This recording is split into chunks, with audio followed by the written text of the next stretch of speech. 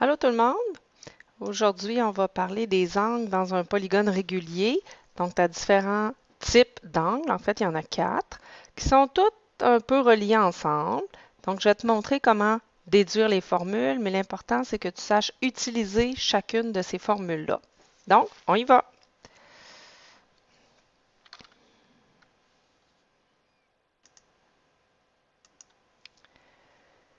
D'abord, je vais te demander dans ton cahier spiral de reproduire sur une pleine page, une page complète, ce dessin-là.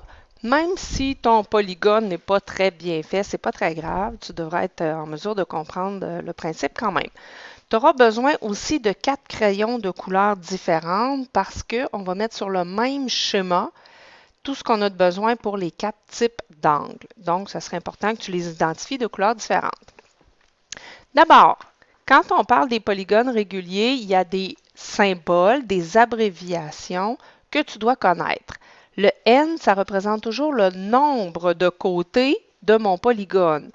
Et ça représente aussi le nombre d'angles à l'intérieur. Ça, on va en reparler tantôt. Donc, le N, ce qui est le plus simple, ça représente le nombre de côtés. À ne pas mêler avec le C, qui représente la mesure du côté. Donc, dans mon exemple, pour que tu me suives bien, j'ai 1, 2, 3, 4, 5, 6. Donc, n serait égal à 6. Le nombre de côtés, c'est 6. Mais si je te dis que cette distance-là, ce segment-là, vaut 7 cm, bien dans ce cas-là, C, qui représente la mesure d'un seul côté, serait égal à 7 cm. Donc, une fois qu'on a identifié ces variables-là, on va aller commencer notre travail. Je commence avec la mesure pour un angle au centre. Donc, on va faire ça en mauve. Un angle au centre, d'abord, c'est où sur mon dessin? Imagine que chaque polygone avec lequel tu vas travailler, on le sépare à la méthode pointe de pizza. Donc, ça donne quelque chose qui ressemble à ça. L'angle au centre, c'est ce que je viens de te mettre en mauve. Si j'ai 6 côtés, j'aurai aussi 6 angles au centre. Et si tu es vide d'esprit, tes 6 angles au centre forment un cercle complet. Donc, pour calculer la mesure pour un angle au centre, là, tu vois, je te prépare à écrire en abréviation. Hein? Ça va être beaucoup plus rapide pour toi. La mesure pour un angle au centre est égale à. Donc, au total, ça fait 360 degrés et j'ai, dans ce cas-ci, 6 angles. Mais je n'aurai pas toujours 6 côtés.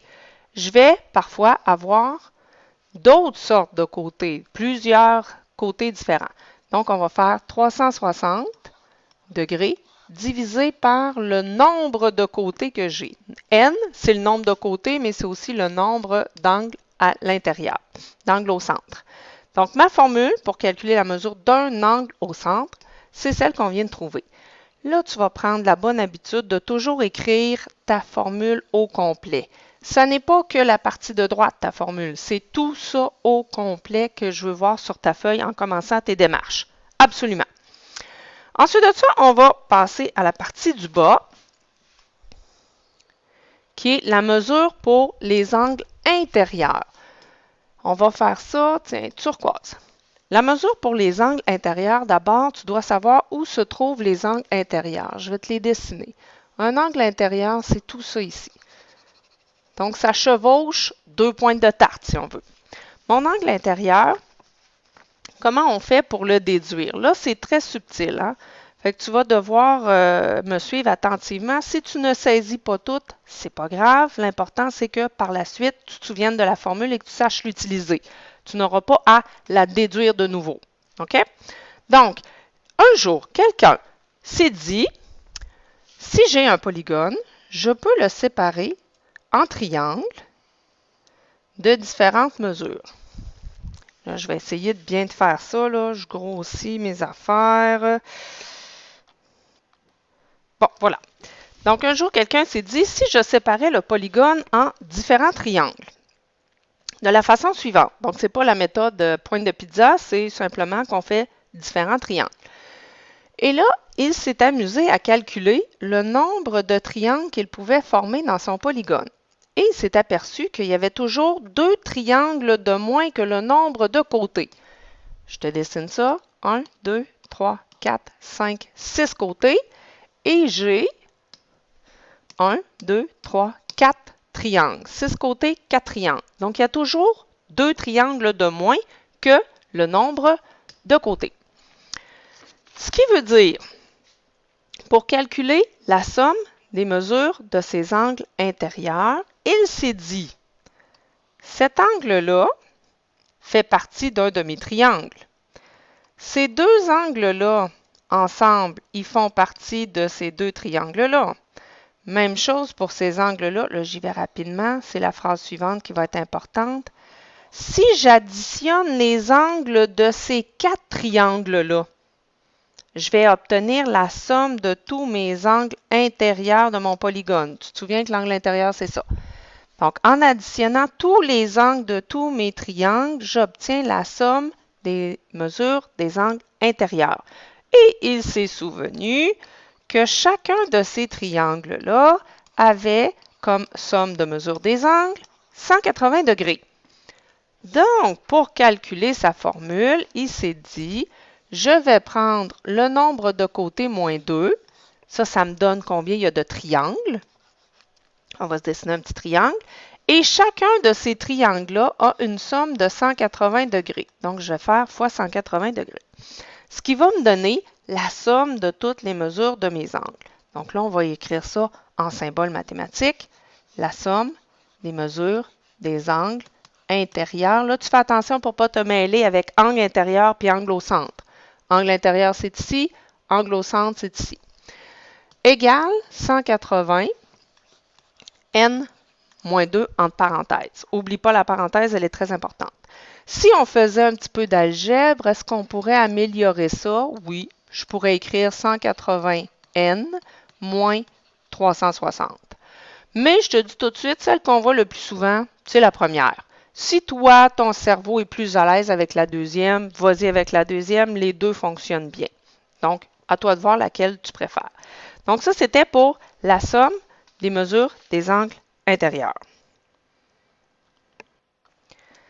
Sachant ça, là, moi, je vais continuer à travailler avec la première formule. Sachant ça, si je connais la somme de tous mes angles intérieurs, est-ce que je serais en mesure de calculer la valeur de juste un angle intérieur? Là, on va préciser quelque chose sur notre dessin. Je viens de penser à quelque chose, là. Bon, là, je viens de voir que j'ai fait une bêtise. Là. On va remettre ça en contexte. Je t'ai modifié un peu les angles. Je n'étais pas contente de ce que je t'avais fait. Donc, ici, là, la mesure de l'angle au centre, c'est vraiment la petite pointe de tarte au milieu. Là. Tandis qu'un angle intérieur, c'est sur le contour de mon polygone. OK? Donc, on n'avait pas pris la bonne couleur. J'aurais dû mettre ça en bleu et non pas en mauve ici. Donc, la somme des mesures, je suis allée te rajouter tous les angles en turquoise parce que c'est la somme de tous ces angles-là qu'on va trouver en utilisant cette formule-là. Ça, c'est comme l'équivalent de la somme des mesures des angles intérieurs d'un triangle donne 180 degrés. Ça, c'est l'équivalent pour les polygones. Si je te parle de la mesure pour un angle intérieur, ça me donne la mesure de juste un de ces angles-là. OK? Donc, en turquoise, c'est pour tous les angles ensemble. Puis en mauve, ici, c'est pour seulement qu'un. Donc, on y va. Sachant que la somme de toutes les mesures de mes angles me donne la formule ici, ben si j'en veux juste un, la mesure pour un angle intérieur, je vais reprendre la même formule, n-2, que je vais diviser par le nombre de côtés, parce qu'il y a autant d'angles qu'il y a de côtés dans mon polygone. Donc, que je divise par le nombre de côtés ou le nombre d'angles, ça revient à la même chose. Et là, tu pourrais très bien travailler avec cette formule-là. Comme tu pourrais l'améliorer aussi. Là, je te montre le principe, mais tu décideras ensuite avec quelle formule tu travailles. Donc, je peux aller distribuer mon 180. Là, c'est de l'algèbre pure et simple que je fais là. Non, pas de parenthèse. 180 sur n. Ici, il manque un 360. On va y arriver. On va y arriver.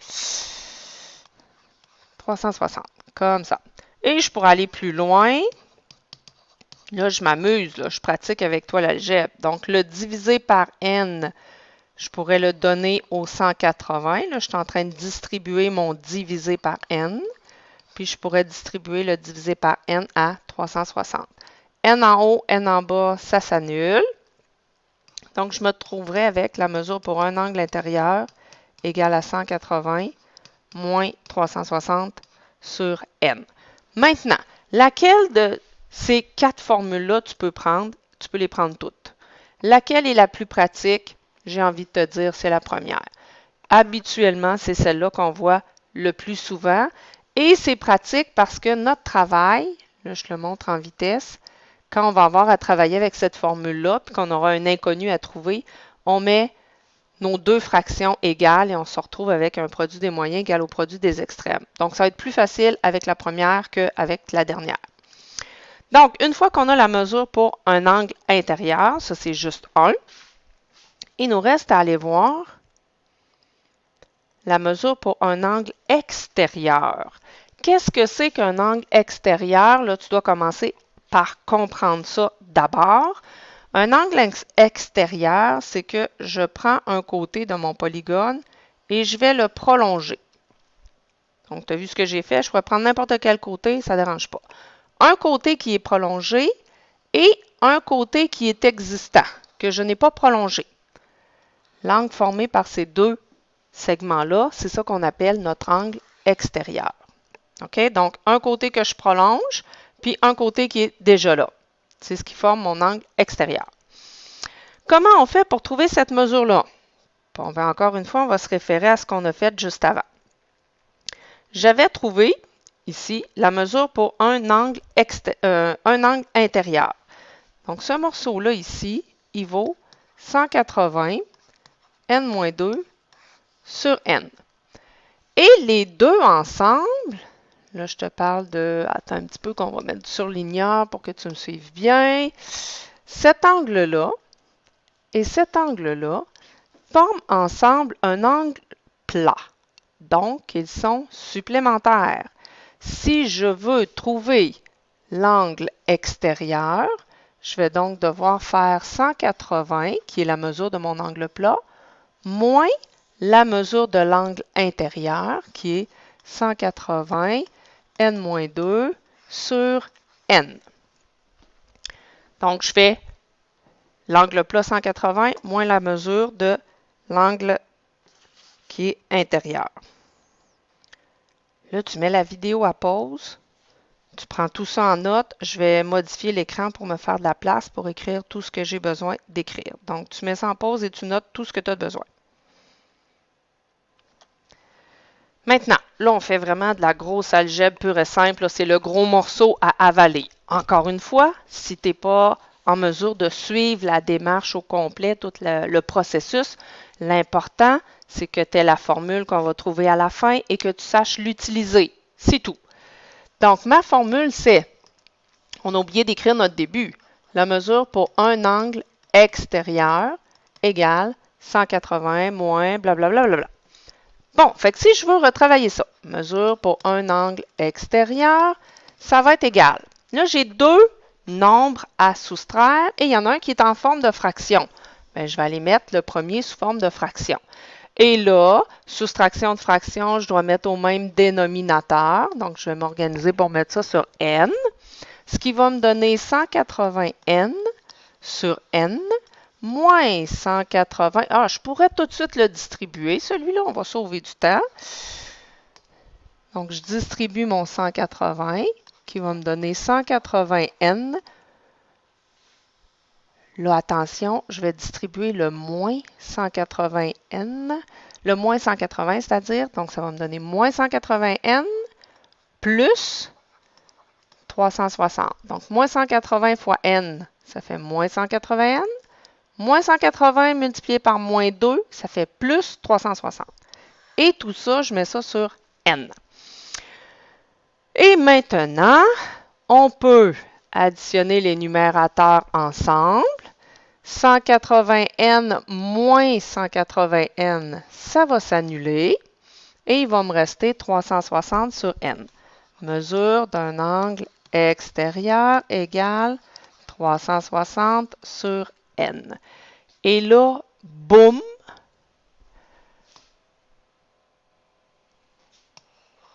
As-tu remarqué qu'on revient à notre formule de départ? C'est exactement la même formule. Donc, que ce soit un angle à l'intérieur de mon polygone ou que ce soit un angle à l'extérieur de mon polygone, c'est exactement la même formule. Donc, tu n'as pas 4 formules à apprendre. En fait, tu n'en as que 2. Tu as celle-là et tu as celle ici pour la somme des mesures des angles intérieurs. Si tu connais ces deux-là, tu es capable de te débrouiller pour les deux autres aussi. Donc, ça fait le tour pour nos formules, d'où elles viennent. Maintenant, comment on va faire pour les utiliser? Je te fais un seul exemple, tu vas vite comprendre le principe. Voici donc un polygone. Ma question, c'est trouve la mesure pour un angle intérieur. Je me demande combien ça vaut. Donc, la démarche, c'est la suivante. Tu commences par écrire ta formule. Donc, je me réfère à la page précédente. Si on veut bien y aller, voilà. La mesure pour un angle à l'intérieur, on avait dit qu'on prenait notre première formule en haut. Moi, c'est celle que je préfère. Donc, on va aller la réécrire au complet. Ça veut dire que tu m'écris le début. Mesure pour un angle intérieur, c'est égal à 180 fois n-2 sur n. Là, fais attention, je ne t'ai pas fait remarquer tout à l'heure, quand tu es dans les polygones, c'est toujours divisé par n. Quand on était dans les quadrilatères, c'était toujours des divisés par 2 dans nos formules. Donc, retiens bien ça, quand tu es dans les polygones, c'est un divisé par n. Ça, c'est une petite erreur bête que je vois souvent. Donc, si on a ce polygone-là, pour trouver la mesure de son angle intérieur, j'ai besoin de connaître n. n, c'était le nombre de côtés. Tu as remarqué, j'ai fait exprès, je t'ai donné simplement une figure, il n'y a pas de texte, il n'y a rien qui accompagne ça. Le nombre de côtés ne te sera jamais donné en texte. Clairement, on ne te dira jamais un polygone qui a tant de côtés. En tout cas, si on te le dit, c'est une petite gâterie. Ça vaut ton moment. Habituellement, on va te le donner en disant le nom. Tu as un octogone. Oh, octogone, 8 côtés. Le lien doit se faire dans sa tête. Sinon, dans ta tête. Sinon, on te le donne en dessin. Donc, j'ai 1, 2, 3, 4, 5, 6, 7, 8 côtés. OK? Donc, soit on te le donne à partir du nom, à partir d'un dessin. Donc, à partir de ce moment-là, oups, je sais que n vaut 8. Je m'en viens dans ma formule. Mesure d'un angle intérieur. Tu dois tout réécrire. Ça, là, c'est une stratégie qui est gagnante. 8 moins 2, je remplace n par sa valeur. Mesure d'un angle intérieur. Là, je te permets, si tu es habile, tu sors ta calculatrice et tu me pitonnes tout ça d'un coup. OK? Donc, je fais 180, parenthèse, 8 moins 2, là, tu peux le calculer dans ta tête aussi, là, et divisé par 8 à la fin. Ce qui me donne 135 degrés. Est-ce que ça a de l'allure, 135 degrés pour un angle comme ça? Oui, parce que c'est un angle obtus.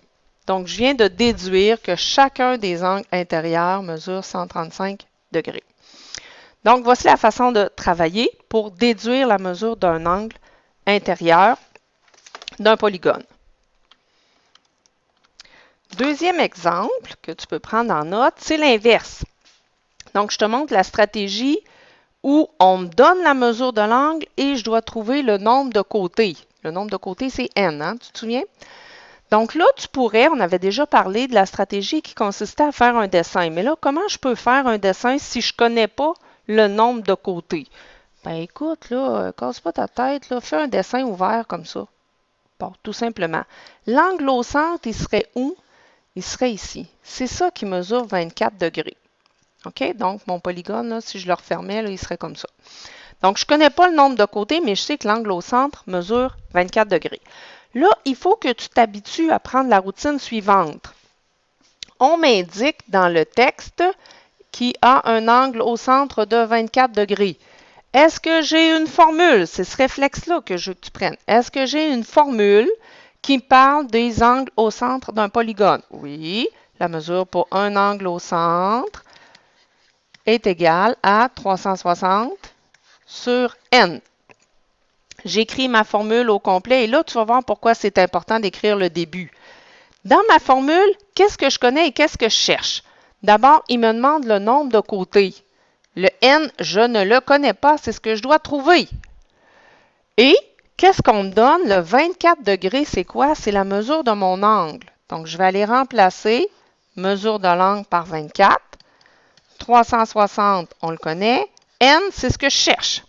Et, comme je t'ai parlé tout à l'heure, là, on a une fraction qui est égale à quelque chose. Je vais aller mettre ça sur 1 pour me retrouver avec un produit des moyens égal au produit des extrêmes. Et là, j'applique ma stratégie, comme d'habitude, comme tu faisais dans le chapitre précédent en algèbre. Produit des moyens égal au produit des extrêmes. Et là, il me reste à diviser par 24. Diviser par 24. N va être égal à 15. Et qu'est-ce que c'était 15? C'est le nombre de côtés. Donc, je viens de trouver que mon polygone a 15 côtés. Avec ça, on pourrait me demander, par exemple, de trouver le périmètre. Donc, il y a différentes possibilités une fois que tu as trouvé combien il y a de côtés à ta figure. Donc, ça fait le tour pour tout ce qui est des mesures des angles dans les polygones. Maintenant, tu gardes la bonne habitude de toujours écrire ta formule de départ. C'est la stratégie qui est gagnante.